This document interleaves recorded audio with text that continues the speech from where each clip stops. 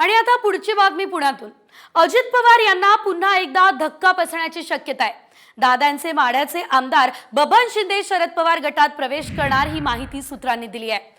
पवारांनी बबन शिंदेंना जयंत पाटलांना भेटण्याच्या सूचना दिल्या, तर 2 ऑक्टोबर पर्यंत त्यांचा पवारांच्या राष्ट्रवादीमध्ये प्रवेश होण्याची ही शक्यता वर्तवण्यात येते आहे। बबन शिंदेंनी आज सकाळीच पवारांची पुण्यात भेट घेतली आहे। बबन शिंदे यांचे आणि आमचे अनेक वर्षांपासूनचे कौटुंबिक संबंध आहे असं सुप्रिया सुळे यांनी या भेटीनंतर सांगितलंय।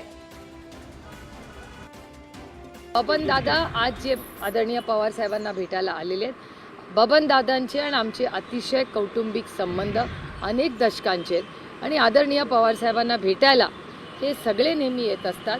आणि अर्थातच आदरणीय पवार साहेबांचं घर जे प्रेमाचं आहे, विश्वासाचं आहे, ते नातं फक्त तोडोफोडोचं नाही आहे, काही गोष्टी दिलसे पण करायच्या असतात।